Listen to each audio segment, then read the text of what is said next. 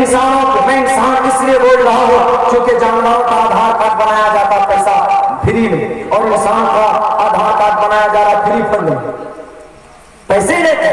ارے آپ کا آدھار کارڈ بنانے جائیے تو 52 روپے سرکاری فیس ہے، لیکن جانور کا آدھار کارڈ بنانے جائیے تو جانور کا آدھار کارڈ بن رہا ہے نا، گائے کا آدھار کارڈ بن رہا ہے، بھینس کا آدھار کارڈ بن رہا ہے، بکری کے بچے کا بن رہا ہے، مرغی کے بچے کا بن رہا ہے آدھار کارڈ، اور آدمی کے بچے کا آدھار کارڈ بنانے جائیے تو 500، اور اگر بھینس کے بچے کو بنانے کے لیے جائیے تو ایک بھی 100 نہیں، ایک بھی روپیہ نہیں۔ آدمی کے گھر کے چھت کو تعمیر کرنے کے لیے کتنے پیسے لگتے ہیں؟ اندرا آواس میں کتنا ملتا آپ کو؟ 40 ہزار روپے آتے 3 قسطوں میں، انہیں ملا جلا کر کے 1.5 لاکھ یا 1,30,000 1,20,000 مل جائے تو غنیمت ہے، 1.5 لاکھ۔ اور جانور کے بنانے میں، جانور کا شالہ بنانے میں، بھینس شالہ بنانے میں، گو شالہ بنانے میں کتنا لگتا ہے؟ 1,87,000 یعنی 2 لاکھ۔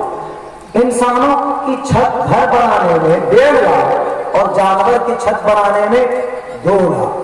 واہ! یعنی اس دیش میں انسانوں کی اہمیت کم ہے اور جانوروں کی اہمیت زیادہ ہے۔ ہم کو تو تعجب جب ہوا، ہم نے کہا کہ اگر کوئی آدمی اس کا وردھا پنشن آ جاتا ہے تو وہ اگر جاتا ہے بینک میں تو انگوٹھا نہ دو، انگوٹھا دو اور پیسہ نکال کر لے جاؤ، یا میں آپ کے اس گاؤں میں آ کے میں گم ہو جاؤں تو میرے آدھار کارڈ دیکھ کر کے پتہ لگا لیں گے کہ میں کون؟ عبداللہ سالم۔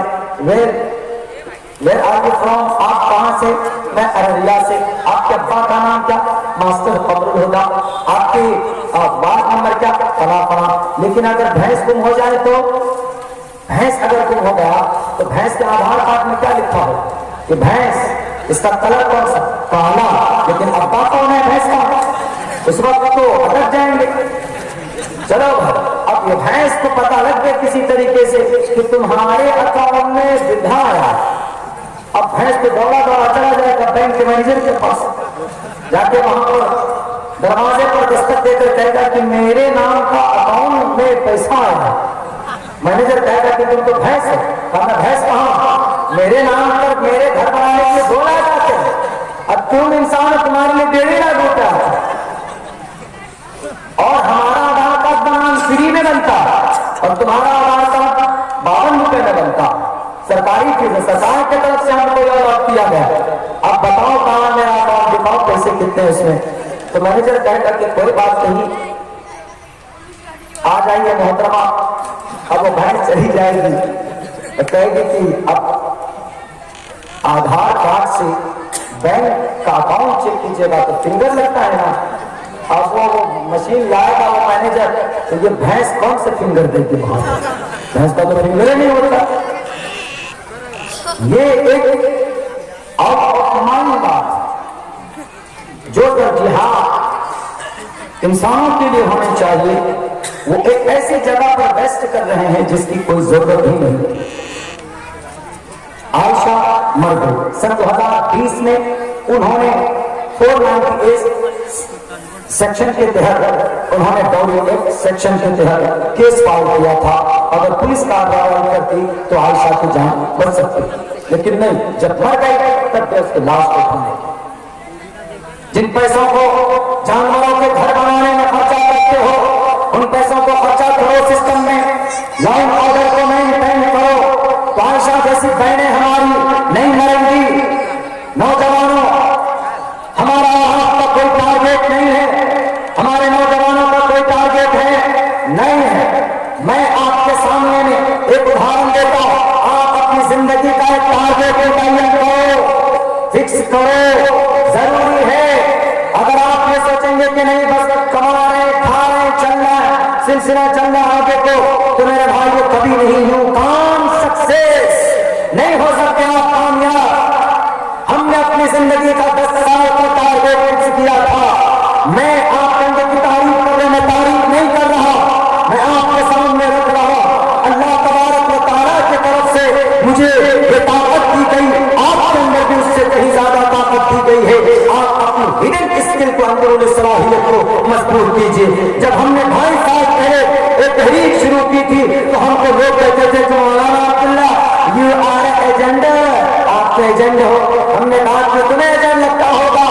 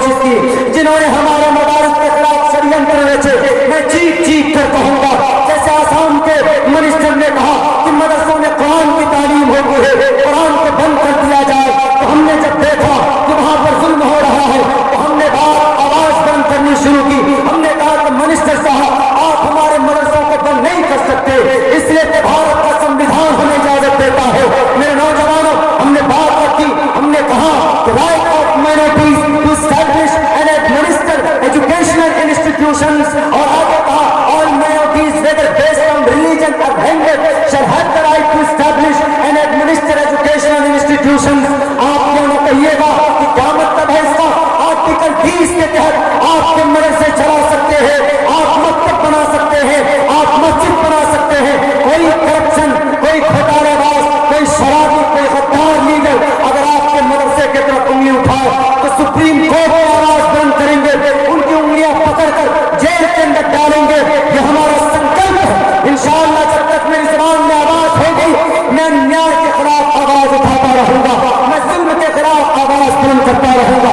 کیا بات کہی گئی؟ اس لیے قرآن بند کرو کہ قرآن کی تعلیم، اس لیے قرآن بند کرو کہ قرآن مدرسوں کے اندر پڑھایا جاتا.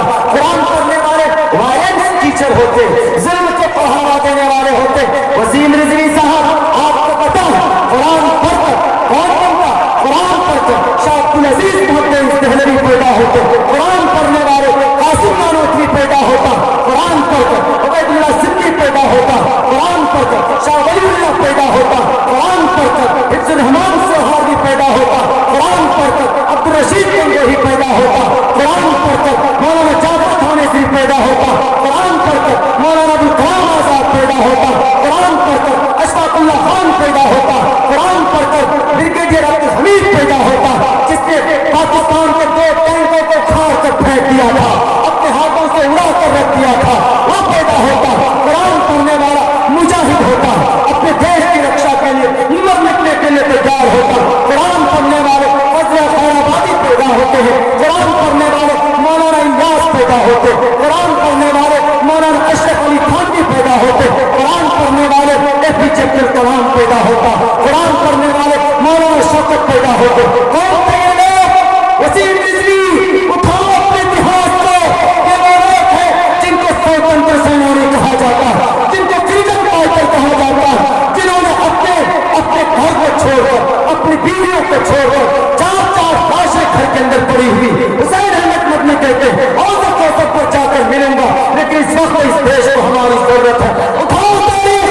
قرآن پڑھنے والوں کو کہتے ہو کہ آتنکواد بنتے ہیں. آتنکواد کون بنتا ہے؟ آتنکواد RSS کی فیلڈ سے بنتا ہے، آتنکواد ہندو مہاسبھا سے نکل کر آتا ہے. آتنکواد کہاں سے آتا ہے؟ ناتھورام گوڈسے کو کیوں نہیں مانتے؟ ناتھورام گوڈسے آتنکواد تھا. کون سا قرآن پڑھا تھا؟ کون سا قرآن پڑھا تھا؟ ویر ساورکر، ویر کا لقب دیتے ہوئے انگریز کے سامنے ہاتھ جوڑ کر کھڑا ہو گیا تھا. کون سا قرآن پڑھا تھا؟ ان لوگوں کو نہیں کہو گے آتنکواد کا تعلق دے are not related to the any kind of Muslim organization and Islamic مدرسہ. آتنکواد کا تعلق اسلام سے نہیں، مدرسوں سے نہیں، مدرسوں سے ان لوگوں کا تعلق ہوتا ہے جو اپنے دیش کے لیے راتوں کو اٹھ کر دعا کرتا ہے کہ اللہ ہمارے دیش کی حفاظت کرو. ان کو بولتے.